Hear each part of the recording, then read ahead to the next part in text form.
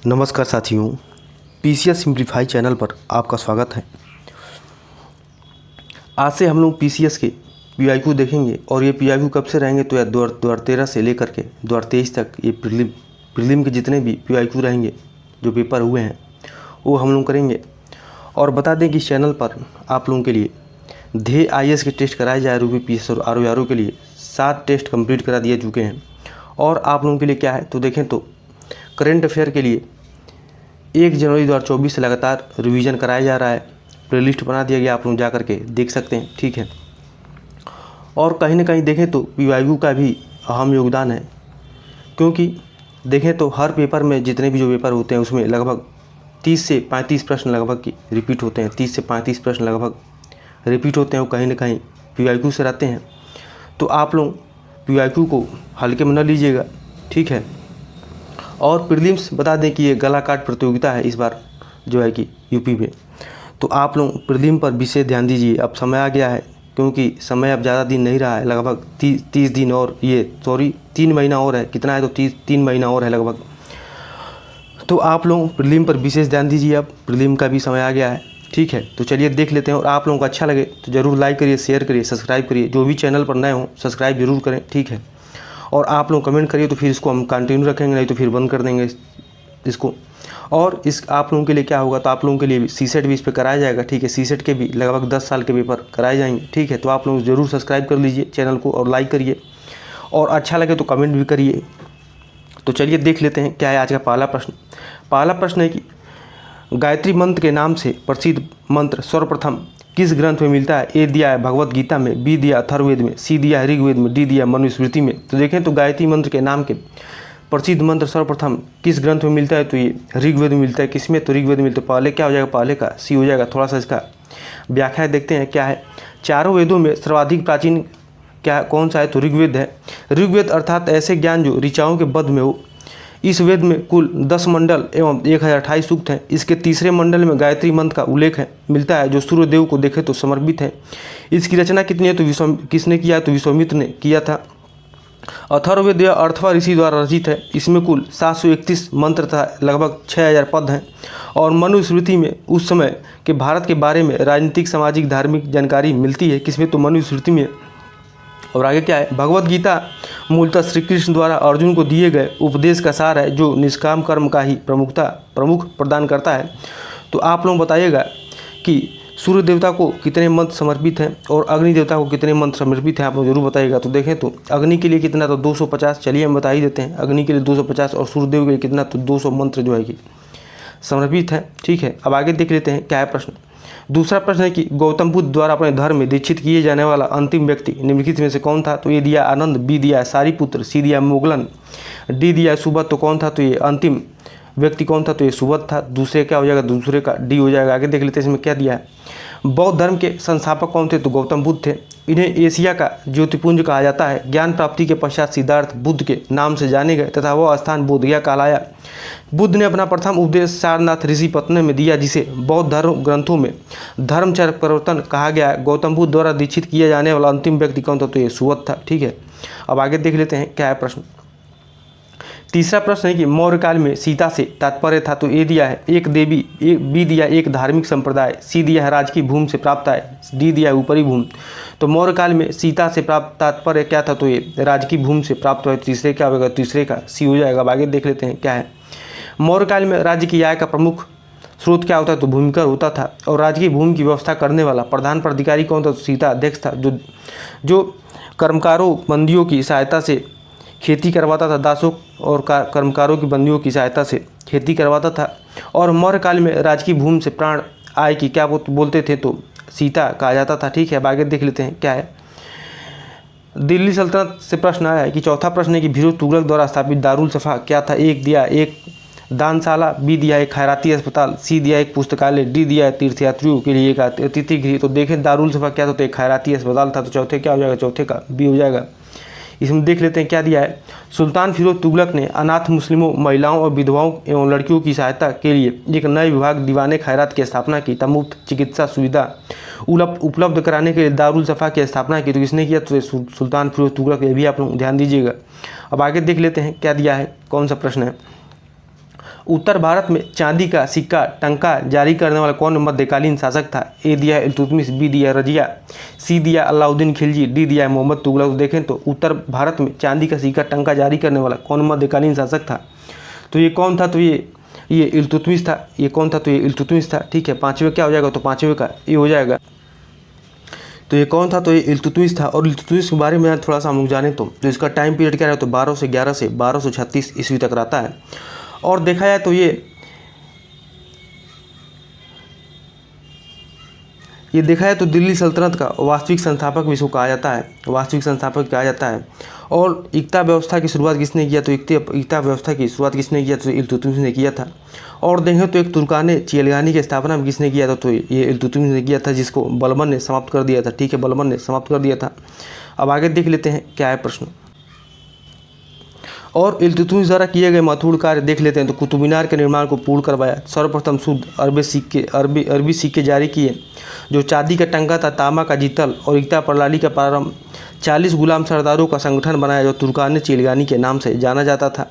और सर्वप्रथम दिल्ली के अमीरों का दमन किसने किया था? तो इल्तुतमिश ने किया था। ठीक है, अब आगे देख लेते हैं क्या है प्रश्न। धार्मिक आंदोलन से आया है 15वीं और 16वीं शताब्दी के लगभग। तो निम्नलिखित में से कौन सा अलवार संत नहीं था? ए दिया है पोगई, बी दिया है तिरुज्ञान, सी दिया है पूडम और डी दिया है तिरुमंगई। तो देखें तो कौन सा इसमें एक अलवार संत नहीं था? तो ये कौन नहीं था? तो ये तिरुज्ञान एक अलवार संत नहीं था। तो देख लेते हैं क्यों। 6ठी शताब्दी ईस्वी में भक्ति आंदोलन का प्रारंभ तमिल क्षेत्र से हुआ, जो कर्नाटक और महाराष्ट्र में फैल गया। भक्ति आंदोलन का विकास 12 अलवार वैष्णव संतों और 63 नयनार संतों ने किया। प्रश्नानुसार देखें तो अलवार संत जो है कि पोगई और पूडम तथा तिरुमंगई हैं, बल्कि तिरुज्ञान जो है कि संबंदर ये नयनार संत थे। क्या तो ये नयनार थे। ठीक है, इस प्रकार क्या हो जाएगा? तो इसका आंसर क्या होगा? तो 6वें का बी हो जाएगा। अब आगे देख लेते हैं क्या है प्रश्न। प्रश्न है कि 7वां के निम्नलिखित में से कौन सा सही सुमेलित नहीं है? पुनः जजिया लगाना तो फर्रुखसियर दिया है, मछलीपट्टनम पर अधिकार तो फोर्ड दिया है। ठीक है, फोर्ड दिया है। और सती प्रथा निषेध अधिनियम तो लॉर्ड विलियम बेंटिक के सही है। ठीक है, और दास्ता का अंत किसने किया? दास्ता का अंत किसने किया था? तो ये दास्ता का अंत किसने किया था? तो ये मैल्कम ने किया था। तो ये सही दिया हुआ। ठीक है, ये भी सही दिया हुआ है। और आगे क्या दिया है? आगे क्या दिया है? सॉरी, ये दास्ता का अंत किसने किया? तो लॉर्ड एलनबरो ने किया था। किसने किया? तो लॉर्ड एलनबरो ने किया। तो ये गलत हो जाएगा। ठीक है, बाकी सब सही। पुनः जजिया लगाना फर्रुखसियर, मछलीपट्टनम पर अधिकार तो फोर्ड और सती प्रथा निषेध अधिनियम लॉर्ड विलियम बेंटिक और दास्ता का अंत किसने? तो एलनबरो ने। तो क्या हो जाएगा? तो इसका 7वें का डी हो जाएगा। देख लेते हैं। पुनः जजिया लगाना तो फर्रुखसियर, मछलीपट्टनम पर अधिकार तो फोर्ड, सती प्रथा निषेध अधिनियम तो लॉर्ड विलियम बेंटिक और दास्ता का अंत किसने? तो एलनबरो ने किया था। लॉर्ड एलनबरो 1842 ईस्वी में भारत का गवर्नर जनरल बना। इससे पूर्व बोर्ड ऑफ कंट्रोल का अध्यक्ष रह चुका था। आगे देख लेते हैं क्या दिया है प्रश्न। 8वां प्रश्न के निम्नलिखित में से कौन सा जहांगीर के दरबार में ब्रिटिश शासक जेम्स प्रथम का राजदूत था? ए दिया है विलियम हॉकिंस, बी दिया है विलियम फिंच, सी दिया है पीटरा डेलाविला और डी दिया है एडवर्ड टेरी। तो देखें तो कौन जहांगीर के दरबार में ब्रिटिश शासक जेम्स प्रथम का राजदूत था? तो ये कौन था? तो ये विलियम हॉकिंस था। कौन था? तो विलियम हॉकिंस था। तो क्या हो जाएगा? 8वें का ए हो जाएगा। अब आगे देख लेते हैं क्या है प्रश्न। थोड़ा सा इसका व्याख्या देख लेते हैं। क्या दिया है कि वर्ष 1608 में इंग्लैंड के राजा जेम्स प्रथम के दूत के रूप में कैप्टन हॉकिंस हेक्टर नामक जहाज से भारत आया। सम्राट जहांगीर ने हॉकिंस को 400 का मनसब एवं खान की उपाधि प्रदान किया। टॉमस रो जेम्स प्रथम के दूत के रूप में 1615 ईस्वी में भारत पहुंचा। कब पहुंचा? तो 1615 ईस्वी में। और टॉमस रो अजमेर में जहांगीर के दरबार में उपस्थित हुआ। कहाँ पर? तो जहांगीर के दरबार में टॉमस रो। ठीक है, आगे देख लेते हैं क्या दिया है। 9वां प्रश्न कि अकबर की इच्छा अनुसार किसने रामायण का फारसी में अनुवाद किया था? ए दिया अबुल फजल, बी दिया अब्दुल कादरी बदायूनी, सी दिया है फैजी, डी दिया है अब्दुल रहीम खाना। तो देखें तो अकबर की इच्छा अनुसार किसने जो है कि रामायण का फारसी में अनुवाद किया था? तो किसने किया? तो अब्दुल कादरी बदायूनी ने किया। तो क्या हो जाएगा? 9वें का बी हो जाएगा। इसकी व्याख्या देख लेते हैं क्या है। मुगल सम्राट अकबर ने अनुवाद विभाग की स्थापना की। किसने? तो अकबर ने। इसके अधीन अनेक हिंदू धार्मिक ग्रंथों का फारसी में अनुवाद किया गया। गणित की पुस्तक लीलावती का फारसी में अनुवाद किसने किया? तो फैजी ने किया था। वही अबुल फजल ने पंचतंत्र की तथा किसने? तो पंचतंत्र का अनुवाद किसने किया? तो अबुल फजल ने। वही अकबर के धार्मिक नीतियों से असंतुष्ट रहने वाला अब्दुल कादरी बदायून ने रामायण की फारसी में अनुवाद सम्राट के आदेश के बाद अनिच्छा से किया था। आगे देख लेते हैं। 10वां प्रश्न है कि निम्नलिखित में किसने जहांगीर के विरुद्ध विद्रोह किया था? ए दिया आसफ खां, दूसरा दिया है खुर्रम, तीसरा दिया महावत खां, चौथा दिया है खुसरो। तो इसमें क्या दिया है? किसने जहांगीर के विरुद्ध विद्रोह किया था? तो किसने किया था? तो ये किसने किया था? तो खुर्रम ने किया था। खुर्रम किया था और कौन किया था? तो महावत खां। खुर्रम महावत खां। और किसने किया? तो खुसरो ने किया था। तो क्या हो जाएगा?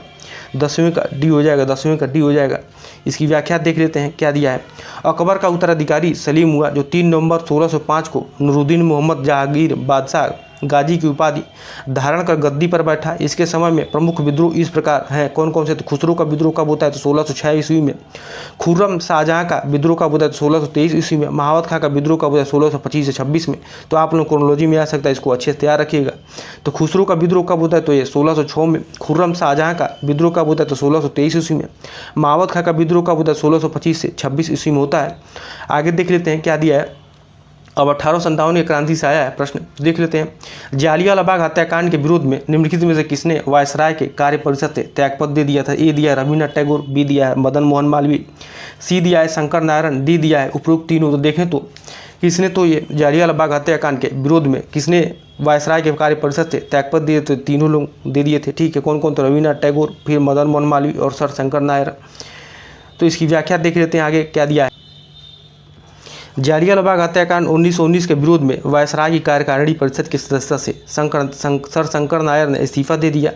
इसी हत्याकांड के विरोध में महात्मा गांधी ने कैसर हिंद की उपाधि, जमनालाल बजाज ने राय बहादुर की उपाधि और रविन्द्रनाथ टैगोर ने सर की उपाधि से वापस लौटा दी थी। फिर से एक बार देख लेते हैं क्या दिया है। जालियांवाला बाग हत्याकांड के विरोध में किसने? तो वायसराय की कार्यकारिणी परिषद की सदस्यता सर शंकर नायर ने इस्तीफा दे दिया। फिर इसी हत्याकांड के विरोध में महात्मा गांधी ने भी कैसर हिंद की, किसने? तो महात्मा गांधी ने किसकी उपाधि? तो कैसर हिंद की। फिर जमनालाल बजाज को कौन सी उपाधि? तो राय बहादुर की, ये भी उपाधि को दे दिए, वापस कर दिए। और रविन्द्रनाथ टैगोर ने सर की उपाधि को वापस लौटा दिया। आगे देख लेते हैं क्या है प्रश्न। 12 नंबर प्रश्न कि निम्नलिखित में से किसने सर्वप्रथम भारत के लिए औपनिवेशिक स्वराज की मांग की? तो ये दिया है राजगोपालाचारी और सरदार पटेल ने। बी दिया है पंडित मोतीलाल नेहरू और गोविंद बल्लभ पंत। सी दिया है सर तेज बहादुर सप्रू और जयकर ने। डी दिया है जवाहरलाल नेहरू और जगजीवन राम ने। तो किसने सर्वप्रथम भारत के लिए औपनिवेशिक स्वराज की मांग की थी? तो किसने किया? तो ये सर तेज बहादुर सप्रू और जयकर ने। किसने? तो सर तेज बहादुर सप्रू और जयकर ने। तो क्या हो जाएगा इसका आंसर? क्या हो जाएगा? तो 13 का 80 हो जाएगा। ठीक है, देख लेते हैं। तेज बहादुर सप्रू और एम आर जयकर ने नेहरू रिपोर्ट तैयार करने वाली समिति में शामिल थे। तो किसमें? तो नेहरू रिपोर्ट शामिल करने में वाली समिति में शामिल थे, जिसमें भारत के लिए औपनिवेशिक स्वराज की मांग रखी गई थी। अब आगे देख लेते हैं क्या दिया है। चंपारण में 3 कटिया प्रथा का तात्पर्य था। क्या दिया? ए दिया 3/20 भूभाग पर नील की खेती, बी दिया 3/19 भूभाग पर नील की खेती करना, सी दिया 3/18 भूभाग पर नील की खेती करना, और डी दिया है उपयुक्त में से कोई नहीं। तो देखें तो क्या था? तो 3/20 भूभाग पर नील की खेती करना। तो क्या हो जाएगा? 13 का ए हो जाएगा। 13 का ए हो जाएगा। अब आगे देख लेते हैं क्या है प्रश्न।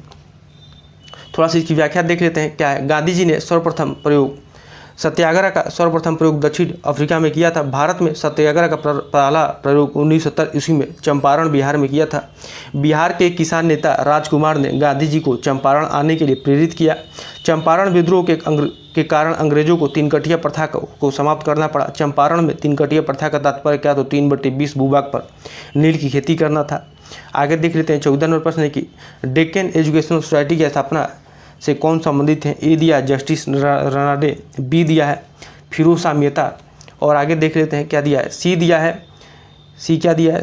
है बीजी तिलक, और डी दिया है दयानंद सरस्वती। तो देखें तो क्या हो जाएगा इसका आंसर? क्या हो जाएगा? तो इसका आंसर क्या हो जाएगा? तो बीजी तिलक कौन थे? तो ये बीजी तिलक। ठीक है, देख लेते हैं डेक्कन एजुकेशनल सोसाइटी की स्थापना कब होता है? तो 1884 ईस्वी में न्यू इंग्लिश स्कूल के साथ प्रारंभ 7 पुणे में की गई थी। इस संस्था के संस्थापक कौन कौन थे? तो बीजी तिलक थे, वीके चिंपलुकर थे तथा जीजी अगरकर थे। ध्याता भोग की जस्टिस रनाडे इस सोसाइटी के संस्थापक सदस्य नहीं बल्कि कौन थे? तो इसके 5 सदस्यों में से एक थे। तो ये संस्थापक सदस्य नहीं थे कौन? तो जस्टिस रनाडे। ठीक है, आप लोग ये भी ध्यान दीजिएगा। आगे है कि 15 नंबर प्रश्न कि मुस्लिम लीग के लाहौर अधिवेशन 1940 की अध्यक्षता किसने किया था? तो किसने किया था? तो ये क्या दिया है देख लेते हैं। ए दिया है लियाकत अली, बी दिया चौधरी खलीकुज्मान, सी दिया है मोहम्मद अली जिन्ना, डी दिया है फातिमा जिन्ना। तो देखें तो मुस्लिम लीग के लाहौर अधिवेशन की 1940 की अध्यक्षता किसने किया था? तो मोहम्मद अली जिन्ना ने किया था। तो क्या हो जाएगा? 15 का सी हो जाएगा। इसकी व्याख्या देख लेते हैं क्या दिया है। 30 दिसंबर 1906 ईस्वी को ढाका में मुस्लिम एजुकेशनल कॉन्फ्रेंस के अधिवेशन के समय आगा खां और ढाका के नवाब सलीमुल्लाह मुहसिनुल उल मुल्क के नेतृत्व में अखिल भारतीय मुस्लिम लीग की स्थापना हुई। 1907 ईस्वी में स्वीकृत मुस्लिम लीग के संविधान में प्रथम मुख्य उद्देश्य भारतीय मुसलमान में अंग्रेजी सरकार के प्रति निष्ठा पैदा करना और अंग्रेज सरकार की नीति के विषय में उत्पन्न संदेह को दूर करना था। 1940 ईस्वी में मुस्लिम लीग के लाहौर अधिवेशन की अध्यक्षता किसने किया? तो मोहम्मद अली जिन्ना ने की थी। ठीक है, अब आगे देख लेते हैं क्या है पर 16 नंबर प्रश्न, निम्नलिखित में से भारतीय राष्ट्रीय कांग्रेस के किस अधिवेशन में महात्मा गांधी ने कहा था कि गांधी मर सकते हैं परंतु गांधीवाद हमेशा बना रहेगा? ए दिया 1928 कलकत्ता अधिवेशन 1928 में, बी दिया है लाहौर अधिवेशन 1929 में, सी दिया है मद्रास अधिवेशन 1927 में, डी दिया है कराची अधिवेशन 1927 में। तो कब क्या थे? तो ये क्या हो जाएगा इसका आंसर? तो 16 का क्या हो जाएगा? तो 16 का डी हो जाएगा। कराची अधिवेशन 1931 में गए थे कि गांधी मर सकते हैं परंतु गांधीवाद हमेशा बना रहेगा। तो क्या हो जाएगा देख लेते हैं व्याख्या इसका। तो गांधी इरविन समझौता दिल्ली समझौते को भी कहा जाता है, गांधी इरविन समझौते को दिल्ली समझौता भी कहा जाता है, को मंजूरी देने के लिए 29 मार्च 1931 को कराची में कांग्रेस की बैठक हुई। इसने पूर्ण स्वराज की मांग की लेकिन गांधी और इरविन के उस समझौते को स्वीकार किया गया जिसने पूरा विचार करने का रास्ता खोल दिया था। कांग्रेस के सम्मेलन में गांधी जी ने कहा था गांधी मर सकते हैं परंतु गांधीवाद हमेशा बना रहेगा। इसी सम्मेलन में मूलभूत अधिकारों और आर्थिक नीति पर संकल्प पारित किया गया। अब आगे देख लेते हैं क्या है प्रश्न। 17 नंबर प्रश्न है कि 1937 में प्रांतों के मंत्रिमंडल के निर्माण के उपरांत कांग्रेस का शासन कितने महीने तक चला था? ये दिया 28 महीने, बी दिया 29 महीने, सी दिया है 30 महीने और डी दिया है 31 महीने। तो देखें तो कितने दिन तक चला? तो 28 महीने तक चला था। ठीक है, 28 महीने तक चला था। तो क्या हो जाएगा? 17 का ये हो जाएगा। इसकी व्याख्या देख लेते हैं। 1937 में प्रांतों में मंत्रिमंडल निर्माण के उपरांत कांग्रेस का शासन 28 महीने तक चला था। 1935 के भारतीय परिषद अधिनियम के अधीन 1937 में 11 प्रांतों में चुनाव हुए। इसमें बम्बई, मद्रास, मध्य प्रांत, बिहार, संयुक्त प्रांत, उड़ीसा में कांग्रेस को पूर्ण बहुमत मिला। कहाँ पर? तो बम्बई में, मद्रास में, मध्य प्रांत में, बिहार में, संयुक्त प्रांत में, उड़ीसा में। इसके अतिरिक्त असम और उत्तरी पश्चिमी प्रांत में कांग्रेस ने मिलीजुली सरकार बनाई। कांग्रेस का शासन कुल 28 माह रहा है। द्वितीय विश्व युद्ध में बिना भारतीयों से राय लिए भारत के युद्ध में शामिल करने के विरोध में कांग्रेस शासित सभी 9 प्रांतों की सरकारों ने इस्तीफा दे दिया था। आगे देख लेते हैं क्या है प्रश्न 18 नंबर। निम्नलिखित में से किस आंदोलन के साथ अरुणा आसफ अली जुड़ी थी? तो ए दिया असहयोग आंदोलन, बी दिया सविनय अवज्ञा आंदोलन, सी क्या दिया है? सी दिया है व्यक्तिगत सत्याग्रह, डी दिया है भारत छोड़ो आंदोलन। तो देखें तो अरुणा आसफ अली किससे जुड़ी थी? भारत छोड़ो आंदोलन है। तो 18 क्या हो जाएगा? 18 का डी हो जाएगा। अब आगे देख लेते हैं इसकी व्याख्या क्या है। तो व्याख्या है 14 जुलाई 1942 को वर्धा में आयोजित कांग्रेस कार्य समिति की बैठक में भारत छोड़ो आंदोलन पर एक प्रस्ताव पारित किया गया। भारत छोड़ो आंदोलन की शुरुआत 9 अगस्त 1942 को हुई। अरुणा आसफ अली को भारत छोड़ो आंदोलन के समय मुंबई के ग्वालियर टैंक मैदान पर कांग्रेस का झंडा फहराने के कारण याद किया जाता है। असहयोग आंदोलन कब होता है? तो 1920 में। वही सविनय अवज्ञा आंदोलन 1930 में। व्यक्तिगत सत्याग्रह 1940 में। ठीक है, तो आप लोग बताइएगा कि व्यक्तिगत सत्याग्रह किसके द्वारा शुरू किया गया था? जरूर आप लोग कमेंट करिएगा। आगे एक 19 नंबर की माउंट बेटन योजना आधार बनी थी। ये दिया ब्रिटिश शासन की निरंतरता की, बी दिया है सत्ता के हस्तांतरण की, सी दिया है देश के विभाजन की, डी दिया है सांप्रदायिक समस्याओं के समाधान का। तो देखें तो माउंट बेटन योजना किसके आधार बना? तो ये देश के विभाजन का। ठीक है, तो क्या हो जाएगा? 19 का सी हो जाएगा। आगे देख लेते हैं इसमें क्या है। 4 जुलाई 1947 को ब्रिटिश संसद में इटली द्वारा भारतीय स्वतंत्रता विधेयक प्रस्तुत किया गया जिसमें 18 जुलाई को स्वीकृति मिली। विधेयक के अनुसार भारत और पाकिस्तान 2 स्वतंत्र राष्ट्रों की घोषणा की गई। इटली ने बेवेल के स्थान पर लॉर्ड माउंटबेटन को वायसराय नियुक्त किया। उन्हें सत्ता के हस्तांतरण के साथ साथ यथासंभव भारत को संयुक्त रखने की विशेष हिदायत भी दी गई थी। आगे देख लेते हैं क्या है प्रश्न। 20 नंबर प्रश्न, किसने कहा था कि तिलक भारतीय अशांति के जनक हैं? ए दिया है वी चिरोल, बी दिया है लुई फिशर, सी दिया है वे मिलर, डी दिया है लॉर्ड रीडिंग। तो देखें किसने किया था? तो तिलक भारतीय अशांति के जनक है किसने कहा? तो वी चिरोल ने। तो 20 क्या हो जाएगा? सिरोल में मिलता है। तो 20 क्या हो जाएगा? तो 20 का ए हो जाएगा। अब आगे देख लेते हैं इसकी व्याख्या क्या है। तो वी सिरोल ने बाल गंगाधर तिलक को भारतीय अशांति का जनक कहा था। तिलक ने चिरोल पर मानहानि का मुकदमा चलाया और उसी उद्देश्य से इंग्लैंड भी गए थे। आगे देख लेते हैं 21वें प्रश्न कि 1942 में कांग्रेस के बम्बई अधिवेशन में किसके द्वारा भारत छोड़ो प्रस्ताव प्रस्तावित किया गया था? तो ए दिया जवाहरलाल नेहरू, बी दिया नरेंद्र देव, सी दिया राजेंद्र प्रसाद, डी दिया JB कृपलानी। तो क्या हो जाएगा? तो ये किसके द्वारा भारत छोड़ो प्रस्ताव प्रस्तावित किया गया? तो ये जवाहरलाल नेहरू जी द्वारा। तो क्या हो जाएगा आपका 21 से क्या हो जाएगा? तो 21 का ए हो जाएगा। आगे देख लेते हैं क्या दिया इसका व्याख्या थोड़ा सा देख लें। तो 7 अगस्त 1942 को कांग्रेस की बैठक बम्बई के ऐतिहासिक ग्वालियर टैंक में हुई। इसी बैठक में गांधी जी के भारत छोड़ो के प्रस्ताव को जवाहरलाल नेहरू ने पेश किया जिसे 8 अगस्त 1942 को कांग्रेस कार्य समिति ने पारित कर दिया। इस प्रकार 9 अगस्त 1942 को भारत छोड़ो आंदोलन शुरू हो गया। इसी आंदोलन में गांधी जी ने करो या मरो का नारा दिया था। किसमें? तो भारत छोड़ो आंदोलन में गांधी जी ने करो या मरो का नारा दिया था। आप लोग ये भी ध्यान दीजिएगा। आगे 22 नंबर प्रश्न कि आज़ाद हिंद फौज के अधिकारियों के लाल किले में चल रहे मुकदमे में उनके पक्ष से निम्नलिखित में से किसने वकालत की थी? ए दिया CR दास ने, बी दिया है मोतीलाल नेहरू ने, सी दिया है M.A. जिन्ना ने, डी दिया सर TB सुप्रू ने। किसने किया? तो सर TB सुप्रू ने। ठीक है, इसकी व्याख्या देख लेते, डी हो जाएगा इस प्रकार। तो आज़ाद हिंद फौज के गिरफ्तार अधिकारी PK सहगल, कर्नल गुरुदयाल ढिल्लन एवं मेजर शाहनवाज खां पर राजद्रोह का आरोप लगाकर दिल्ली के लाल किले पर नवंबर 1945 ईस्वी में मुकदमा चलाया गया। आज़ाद हिंद फौज के अभियुक्तों की तरफ से तेज बहादुर सप्रू, जवाहरलाल नेहरू और भूला भाई देसाई एवं कैलाश नाथ काटजू ने भी पैरवी की। वकीलों के इस समूह की अध्यक्षता किसने किया? तो भूला भाई देसाई ने किया था। अब आगे देख लेते हैं क्या है प्रश्न। 23 नंबर प्रश्न की निम्नलिखित देशांतरों में से कौन सा भारत की प्रमाणिक मध्याह्न रेखा है?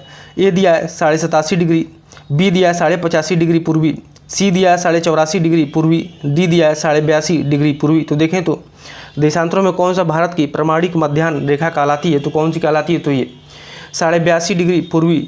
ठीक है, 82.5 डिग्री पूर्वी कहलाता है भारत की प्रमाणिक मध्याह्न रेखा। अब आगे देख लेते हैं क्या है प्रश्न। इसमें थोड़ा सा इसका व्याख्या देखें तो प्रमाणिक समय एक प्रमाणिक देशांतर का स्थानीय समय होता है। भारत में 82.5 डिग्री पूर्वी देशांतर जो इलाहाबाद के निकट नैनी से गुजरती है, जो मानक समय माना जाता है। यह समय ग्रीनविच समय से 5.5 घंटा आगे रहता है। अतः जब इंग्लैंड के ग्रीनविच के दोपहर में 12 बजते हैं तो उस समय भारत के शाम में 5:30 बजेंगे। भारत की प्रमाणिक मध्याह्न रेखा 82.5 डिग्री 5 राज्यों से कौन कौन से है? तो उत्तर प्रदेश, मध्य प्रदेश, छत्तीसगढ़, उड़ीसा और आंध्र प्रदेश से होकर के गुजरती है। कहाँ से? तो उत्तर प्रदेश, मध्य प्रदेश, छत्तीसगढ़, उड़ीसा और आंध्र प्रदेश से। अब आगे देख लेते हैं क्या है प्रश्न। 24 नंबर प्रश्न है कि निम्नलिखित में से कौन सा सही सुमेलित नहीं है? कौन सा सुमेलित नहीं है? तो नाथुला ये अरुणाचल प्रदेश दिया है। लिपू लेक कहाँ पर? तो ये उत्तराखंड। रोहतांग कहाँ दिया? तो हिमाचल प्रदेश। पालघाट कहाँ पर? तो केरल में। तो देखें तो कौन सा इसमें सही सुमेलित नहीं है? तो नाथुला ये कहाँ पर? तो नाथुला आपका सिक्किम में है। ठीक है, लिपू लेक कहाँ पर? तो ये सही दिया है। रोहतांग कहाँ पर? तो हिमाचल प्रदेश में। पालघाट कहाँ पर? तो केरल में। इस पर क्या हो जाएगा इसका आंसर? तो इसका आंसर क्या हो जाएगा? तो ए हो जाएगा। क्या हो जाएगा इसका आंसर? तो ए हो जाएगा। ठीक है, तो 24 से क्या हो जाएगा? 24 का ए हो जाएगा। अब आगे देख लेते हैं क्या है प्रश्न। 25 नंबर प्रश्न है कि निम्नलिखित नदियों में से किसका उद्गम भारत में नहीं है? ए दिया है सतलज, बी दिया है रावी, सी दिया है चेनाब, डी दिया है ब्यास। तो भारत नदियों में किसका उद्गम भारत में नहीं है? तो किसका नहीं है? तो ये सतलज का नहीं है। सतलज का नहीं है क्योंकि सतलज हिमालय पार की नदियाँ हैं। ठीक है, सतलज नदी का उद्गम तिब्बत के मानसरोवर झील के समीप स्थित राक्षस या राक्षस ताल तिब्बत चीन से होता है। यह शिवालिक पर्वत श्रृंखला को काटती हुई पंजाब में प्रवेश करती है। रावी नदी का उद्गम कहाँ से होता है? कांगड़ा जिले के रोहतांग दर्रे के समीप से होता है। ब्यास नदी का उद्गम कहाँ से होता है? तो ये रोहतांग दर्रे के समीप ब्यास कुंड से होता है। वही कुल्लू घाटी में बहती हुई धौलाधर पर्वत को पार कर पंजाब के मैदान में पहुँचती है। तो आगे देखते हैं क्या है प्रश्न। 26 नंबर प्रश्न है कि निम्नलिखित में से कौन सा भारत के प्राकृतिक बंदरगाह है? ए दिया है चेन्नई, बी दिया है कोची, तीसरा दिया है तूतीकोरिन, चौथा दिया है विशाखापट्टनम। इसमें नीचे क्या देखना है? नीचे दिए गए कूट के सही उत्तर चुनिए, इसमें देखना है। तो 26 से क्या हो जाएगा? तो 26 का कौन कौन से भारत के प्राकृतिक बंदरगाह हैं, कौन कौन से हैं? तो देखें तो कौन कौन से भारत के प्राकृतिक बंदरगाह हैं? तो कोची है और विशाखापट्टनम है। क्या हो जाएगा इसका आंसर? तो डी हो जाएगा। इसका आंसर क्या हो जाएगा? तो 26 का डी हो जाएगा। 26 का डी हो जाएगा। देख लेते हैं क्या है। बड़े बंदरगाहों का नियंत्रण केंद्र सरकार करती है, जबकि छोटे बंदरगाह संविधान की समवर्ती सूची में शामिल है, जिनका प्रबंधन संबंधित राज्य सरकार करती है। देश का सर्वश्रेष्ठ प्राकृतिक बंदरगाह कौन सा है? तो विशाखापट्टनम है। यह भारत का सबसे गहरा बंदरगाह है। कैसा है? तो सबसे गहरा बंदरगाह है।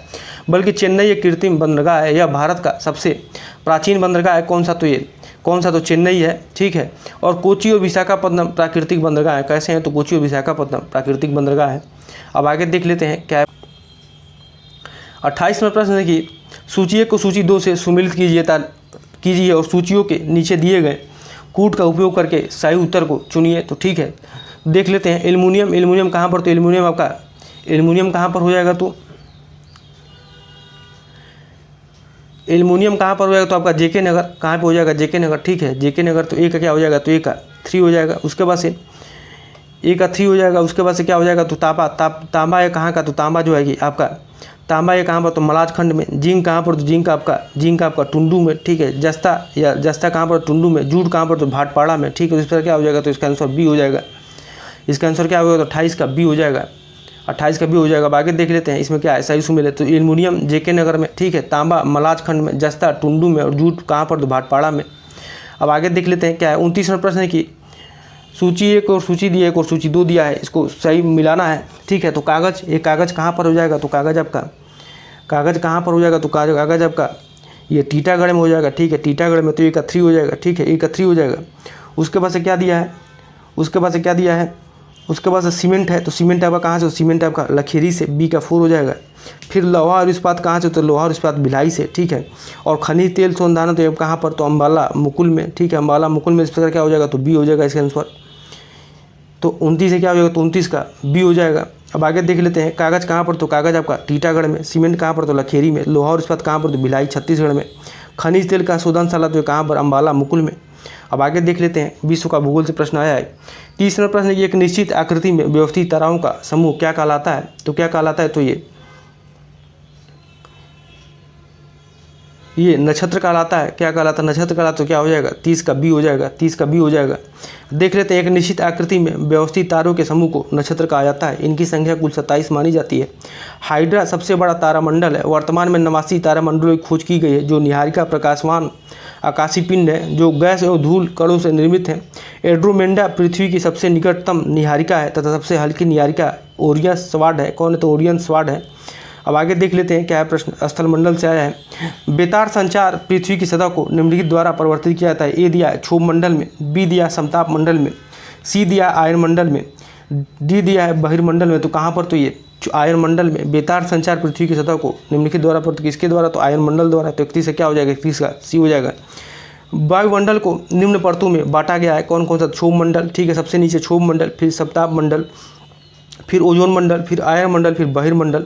आयन मंडल की ऊंचाई कितनी है, तो ऊंचाई 60 किलोमीटर से 640 किलोमीटर तक होती है। यह भाग कम वायुदाब तथा पराबैंगनी किरणों द्वारा आयनीकृत होता रहता है। इस मंडल में सबसे नीचे इस डी लेयर में long radio waves E1, E2 और F1, F2 परतों में 60 रेडियो वेव परिवर्तित होती है, जिसके फलस्वरूप पृथ्वी पर रेडियो, टेलीविजन, टेलीफोन और रडार आदि की सुविधा प्राप्त होती है। फिर जलमंडल से है प्रश्न 32वां प्रश्न के सर्वाधिक स्थायी पारिस्थितिकी तंत्र निम्नलिखित में से कौन सा है। ए दिया है मरुस्थल, बी दिया है पर्वत, सी दिया है महासागर, डी दिया है वन। तो देखें तो सर्वाधिक स्थायी पारिस्थितिकी निम्नलिखित में से कौन सा है, तो ये महासागर है। क्या हो जाएगा, तो इसका 32 का सी हो जाएगा। इसकी व्याख्या देख लें क्या दिया है। चूँकि पृथ्वी का लगभग 2/3 भाग महासागर है तथा यहाँ पर जैव विविधता भी प्रचुर मात्रा में मिलती है, अतः सर्वाधिक स्थायी पारिस्थितिकी तंत्र कौन सा है, तो ये महासागर है। अब आगे देख लेते हैं क्या दिया है। आर्थिक भूगोल से प्रश्न आया है। निम्नलिखित में से कौन सा सुमेलित नहीं है। ए दिया है बोलिविया, 3 दिया है, बी दिया है ब्राज़ील, लौ एस्क दिया है, सी दिया है मेक्सिको चांदी, डी दिया है पेरू नाइट्राइट। तो इसमें कौन सा सुमेलित नहीं है, तो देखें कौन सा नहीं है, तो ये पेरू जो है कि पेरू ये सही नहीं है, बाकी सब सही है। बोलिविया 3 से, ब्राज़ील, लौ एस्क, मेक्सिको एक, चांदी। पेरू से क्या पाए, तो पायु पेरू से। देख लेते हैं आगे क्या है, तो क्या व्याख्या है देख लेते हैं। नाइट्रेट उत्पादन के लिए चिली प्रसिद्ध है, न कि पेरू। चिली का चुकीमाटा पठार तांबा के उत्पादन के लिए प्रसिद्ध है। इसे विश्व की तांबा राजधानी भी कहा जाता है। अन्य विकल्प देखें तो सब सही सुमेलित दिया हुआ है। 34वां प्रश्न क्या है, सूची 1 को सूची 2 से सुमेलित की, जो सूचियों के नीचे दिए गए कूट का उपयोग करके सही उत्तर को चुनिए। तो एक और कोयला क्षेत्र दिया है, एक और देश दिया है, ठीक है। एक और कोयला दिया है, एक और क्या दिया है, तो एक और देश दिया है, ठीक है। डोनेटेज कहाँ पर, तो ये डोनेटेज आपका यूक्रेन में। कहाँ पर, तो डोनेटेज आपका यूक्रेन में। क्या हो जाएगा, ए का 4 हो जाएगा, ठीक है। ए का 4 हो जाएगा। उसके बाद से क्या दिया है, तो उसके बाद से दिया है कूजनटस्क। ये कहाँ पर, तो कूजनटस्क भी आपका रूस में। कहाँ पर है, तो ये रूस में, ठीक है, रूस में है। लंकासायर आपका कहाँ है, तो लंकासायर आपका यूके में है। सार कहाँ पर, तो ये जर्मनी में है। ठीक है, क्या हो जाएगा इसका आंसर देखें तो 34 है, क्या हो जाएगा 34 का बी हो जाएगा। 34 का बी हो जाएगा। देख लेते हैं डोनेटेज कहाँ पर, तो यूक्रेन में। कूजनटस्क कहाँ पर, तो रूस में, ठीक है। लंकासायर कहाँ पर, तो यूके में। और सार कहाँ पर, तो जर्मनी में। अब आगे देख लेते हैं क्या है प्रश्न। 35वां प्रश्न, किस देश में उसके भौगोलिक क्षेत्र का उच्चतम प्रतिशत वनाच्छादित है। ए दिया है चीन, बी दिया है भारत, सी दिया है इंडोनेशिया, डी दिया है जापान। देखें तो क्या देखना है, भौगोलिक क्षेत्र का उच्चतम प्रतिशत वनाच्छादित है कौन सा है, तो ये जापान है। कौन सा है, जापान है। 35 क्या हो जाएगा, तो 35 का डी हो जाएगा। देख लेते हैं ये 2015 के अनुसार है, ठीक है। अब जो नया आंकड़ा है उसको देख लिया जाएगा, तो ये प्रश्न छोड़ देते हैं। 36 नंबर प्रश्न है कि सूची 1 को सूची 2 से सुमिलित कीजिए और सूचियों के नीचे दिए गए कूट के सही उत्तर को चुनिए। तो एक और क्या दिया, एक और नदी दी है, एक और उसके बांध दिए हैं, उस पर कौन कौन से बांध हैं ये देखना है। तो कोलोरेडो बांध ये कहाँ पर, तो कोलोरेडो बांध का क्या हो जाएगा, कोलोरेडो बांध कहाँ पर, तो हुअर नदी पर है, ठीक है, हुअर नदी पर है। दामोदर नदी कहाँ पर, दामोदर नदी पंचेत हिल हो जाएगा। नील नदी कहाँ पर, तो नील नदी आपका, नील नदी पर कौन सा है बांध, तो आसवान बांध है। तो वही जाम्बेजी पर कौन सा, तो कैरिबो बांध है। तो क्या हो जाएगा इसका आंसर, तो डी हो जाएगा, ठीक है, डी हो जाएगा। इसका आंसर क्या हो जाएगा, डी हो जाएगा। तो 36 का डी हो जाएगा। अब आगे देख लेते हैं क्या है प्रश्न। तो कोलोरेडो कहाँ पर, कोलोरेडो पर कौन सा बांध है, तो हुअर बांध है। दामोदर पर पंचेत बांध है, पंचेत हिल है। नील पर आसवान बांध है और जाम्बेजी नदी पर कैरिबा बांध है, ठीक है। अब आगे देख लेते हैं क्या है प्रश्न। 37वां प्रश्न है कि निम्नलिखित में से कौन सा देश अपने कुल निर्यात से प्राप्त धन का लगभग 2/3 चावल के व्यापार से प्राप्त करता है। तो ए दिया है जापान, बी दिया है थाईलैंड, सी दिया है म्यांमार, डी दिया है इंडोनेशिया। तो देखें तो कौन सा देश है, ये म्यांमार है, ठीक है, म्यांमार है, ठीक है, म्यांमार है। और इरावदी, इरावदी को क्या कहा जाता है, आप लोग जरूर कमेंट करेगा इसको। जो म्यांमार में जो बहती है इरावदी को, इसकी जीवन रेखा भी कहा जाता है, जीवन रेखा भी कहा जाता है म्यांमार की। आगे देख लेते हैं। तो 37 क्या हो जाएगा, तो 37 का सी हो जाएगा। देख लेते हैं क्या है। म्यांमार अपने कुल निर्यात में प्राप्त धन का लगभग 2/3 चावल के व्यापार से प्राप्त करता है। यहाँ की साल्विन और इरावदी नदियाँ दोआब को पूर्व का चावल कटोरा कहा जाता है। साल्विन नदी के पूर्व में सुनहरी त्रिभुज स्थित है, जो अफीम के लिए भी प्रसिद्ध है। 38वां प्रश्न के विश्व में कुल कहवा उत्पादन के प्रतिशत की दृष्टि से शीर्षक देश हैं। ए कोलंबिया, बी ब्राज़ील, सी भारत, डी इथोपिया। तो कौन सा देश है, तो ये भी देखें तो लेटेस्ट जो करंट अफेयर का मामला बन जाता है यहाँ पे, ठीक है। तो आगे देख लेते हैं क्या है प्रश्न। अब जनसंख्या नगरीकरण से निम्नलिखित संघ शासित राज्यों में स्त्री साक्षरता 2011 के जनगणना के अनुसार उच्चतम है। ए दिया है पुडुचेरी, बी दिया है, बी क्या दिया है, तो बी दिया है चंडीगढ़, सी दिया है दमन डी दिया लक्षद्वीप। देखें तो स्त्री साक्षरता 2011 के जनगणना के अनुसार उच्चतम है संघ शासित राज्य में, तो ये लक्षद्वीप में। कहाँ पर, तो लक्षद्वीप में। 39 क्या हो जाएगा, 39 का बी हो जाएगा। दिए गए चारों विकल्पों में सर्वाधिक साक्षरता दर लक्षद्वीप का है, 87.9% है।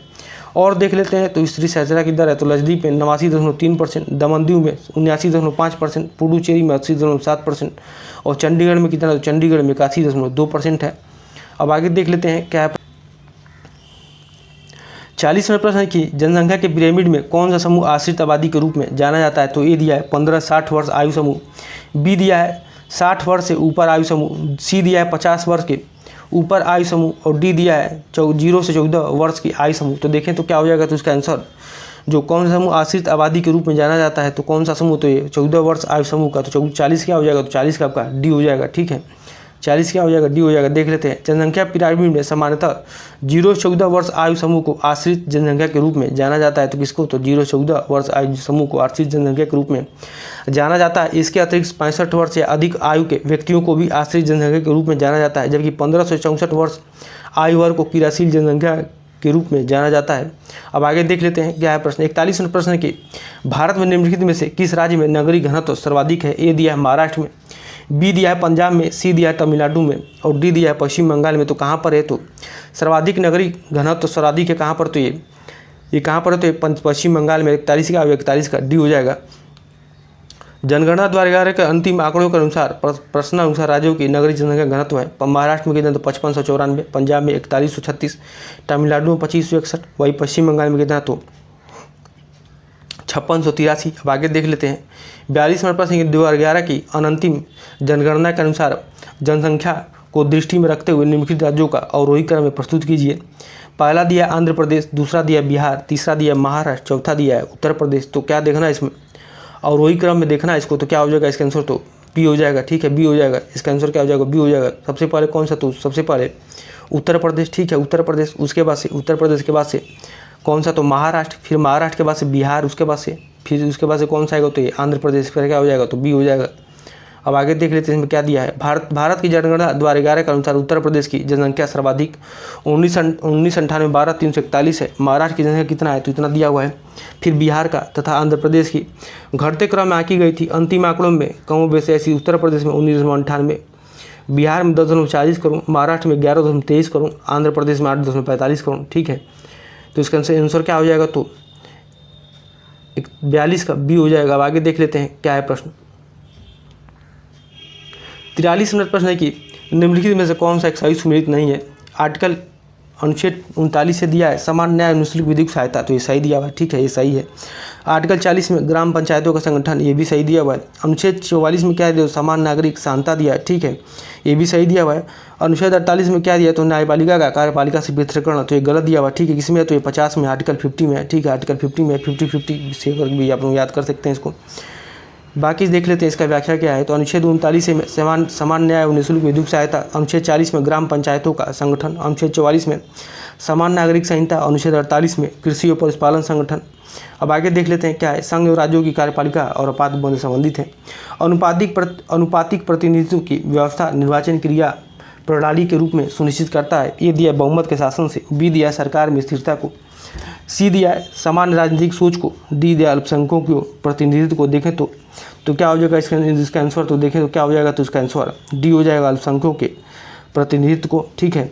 देख लेते हैं क्या है। अनुपातिक प्रतिनिधित्व की व्यवस्था निर्वाचन क्रिया प्रणाली के रूप में अल्पसंख्यक वर्ग समूहों के उनकी संख्या के अनुपात में प्रतिनिधित्व को सुनिश्चित करती है। इस प्रणाली से सभी वर्गों का समुचित प्रतिनिधित्व सुनिश्चित होता है। अब आगे देख लेते हैं क्या 45वें प्रश्न निम्नलिखित में से कौन सा कथन सही नहीं है। क्या है कि संविधान संशोधन विधेयक संसद के दोनों सदनों द्वारा अलग अलग 20 बहुमत से पारित होना चाहिए। फिर क्या दिया है, ये देखें तो ये सही है, ठीक है, ये सही है।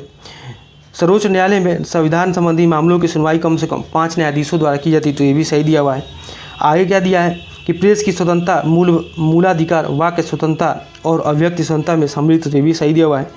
और जाकिर हुसैन भारत के प्रथम उपराष्ट्रपति, तो ये गलत दिया हुआ है। देख लेते हैं क्यों। तो भारत के प्रथम उपराष्ट्रपति कौन थे, सर्वपल्ली राधाकृष्णन थे, न कि जाकिर हुसैन। डॉक्टर राधाकृष्णन का कार्यकाल कब 13 मई 1952 से 12 मई 1962 तक था। डॉक्टर जाकिर हुसैन भारत के दूसरे उपराष्ट्रपति थे जिनका कार्यकाल 13 मई 1962 से 12 मई 1967 तक था। डॉक्टर जाकिर हुसैन के बाद श्री बीबी गिरी उपराष्ट्रपति चुने गए। उल्लेखनीय है कि तीनों उपराष्ट्रपति भारत के राष्ट्रपति भी रहे हैं।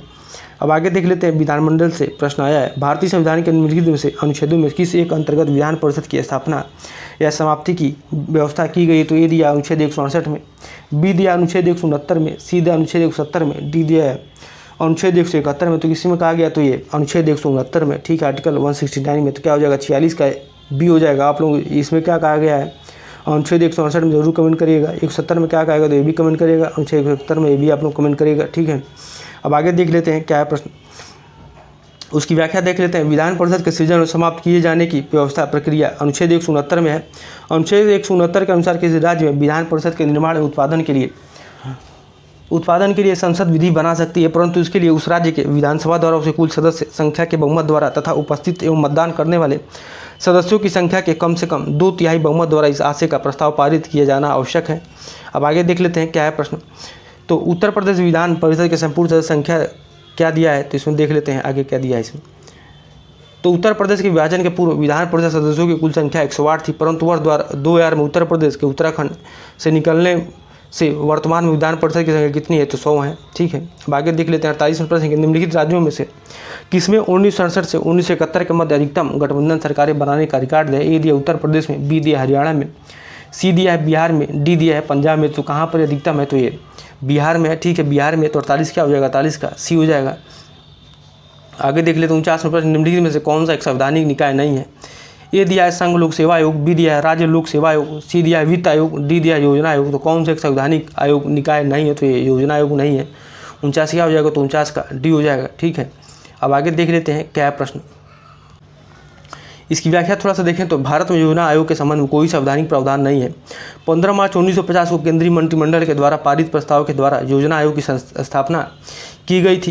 योजना आयोग के अध्यक्ष कौन प्रधानमंत्री होता है। वर्तमान में योजना आयोग को क्या समाप्त कर दिया गया है, वह इसके स्थान पर नीति आयोग को 1 जनवरी 2015 से बनाया गया है। नीति आयोग के अध्यक्ष कौन है, तो आप लोग करंट का मामला है, आप लोग जरूर बताइए, कमेंट करिएगा, ठीक है। 50वें प्रश्न की निम्नलिखित में से कौन सा राज्य सरकार तथा स्थानीय शासन के बीच राजस्व बंटवारे के लिए उत्तरदायी है। ए दिया मुख्यमंत्री, बी दिया है राज्यपाल, सी दिया राज्य वित्त आयोग, डी दिया उपयुक्त में से कोई नहीं। तो देखें तो कौन राज्य सरकार तथा स्थानीय शासन के बीच राजस्व बंटवारे के लिए उत्तरदायी है, तो कौन सा है, तो ये राज्य वित्त आयोग है। कौन सा है, तो राज्य वित्त आयोग है, ठीक है। तो 50 का क्या हो जाएगा, तो 50 का सी हो जाएगा, ठीक है, 50 का सी हो जाएगा।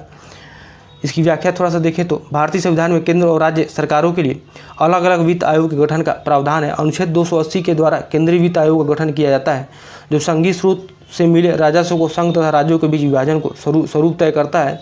इसी प्रकार अनुच्छेद 243 के अनुसार राज्य वित्त आयोग के गठन का प्रावधान है। राज्य वित्त आयोग स्थानीय निकायों हेतु वित्त के स्रोतों की व्यवस्था हेतु सुझाव देता है। तो चूंकि हम वीडियो यहीं पर समाप्त करते हैं। अब कल से आप लोगों को फुल वीडियो मिलेगा, एक जो है कि जैसे द्वार 12 का फुल मिल गया, द्वार 13 का फुल मिल गया।